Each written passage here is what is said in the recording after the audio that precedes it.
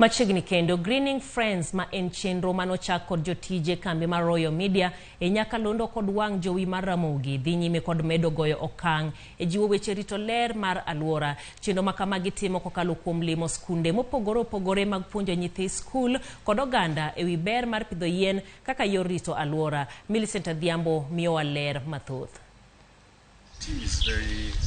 Tarik 12 dweni ne en thuolo machielo ma jokanyo mar Greening Friends magin jotije kambi Royal Media ne owuok oko mar pidho yien kaka gisebedo ka gitimo e skunde e thuolo mokalo. Jotijego otelegi kod jatatije maduong' mar wang' jowi mar Ramogi, Bonyo, nyawadgi mochung' ne chungo weche manyien, Ken Muga, jatend Nyakalondo mar Ramogi, Victor Otieno Juma, kaachiel kod jatend jotije e apis Royal Media, Bade Makisumu, Alan Obiero e kind mamoko. Wuodhgi mawang'ni ne oterogi nyaka Rachunyo sub-county e county ma Homa Bay e skunde mayudore e bwo kanisa mar Gideon's International Ministries. The moment utakuwa umeiluzen uta affect the structure of the rooting system ya hii plant. Etwakgi egiyango nine gichako chenro mar pidho yien mar nyiso kendo jiwo oganda ber mar pidho yien ndalo duto. Koth mabiro sani ni obiro manikech aluora marwa chali no jiw e yo makare gi jogo mosebedo komako motegno chenro mar pidho yien. Ka wabiro pidhe ei Kabondo ka en ranyisi makoro wawene jo Kabondo ni koro chenro mar pith mar yien ni kik make mana gi Greening Friends kende.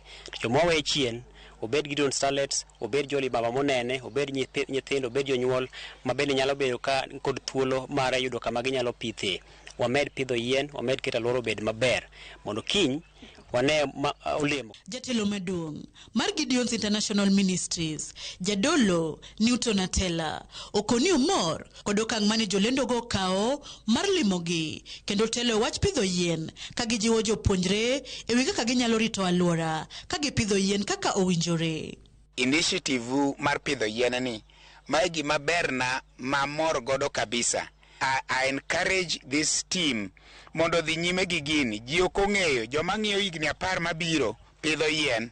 The Greening Friends, keep it up. It's wonderful. I'm very happy for your visit. We are also encouraged, and I know that good things are coming our way as we make Kenya and the world green. Jopuonjre mar skul sekondar ma Gideon's e book club mar adhula mar jomanyiri mong'ere kaka Gideon Starlets kotelegi kod jopuonjgi bende opoyo ahinya puonj magiyudo kendo jiwore giwegi mar biro pidho yien kalore kod kwan gonde magibiro loyo kata ma ibilogi. Kuom gi kanyo walani gik mang'eny kabisa ging'iso kaka inyalo pidh yien kendo pidho yiende mang'eny ne jo Gideon's mobedo te owachni wapidh yien according to goals mwaloyo koro watemo lo mang'eny mondo wapidh yiende mang'eny mondo wa make environment obed maber. Gi opponents mwarado godo wabro miyo yien kawa lo gi goals 3 to wa donate ne gi yiende to gidhi gipidho mondo wa keep environment clean. Chenro no mabende nyaka sani osegwaro nyaka ne chake itimo ga higa kaka kod Greening Friends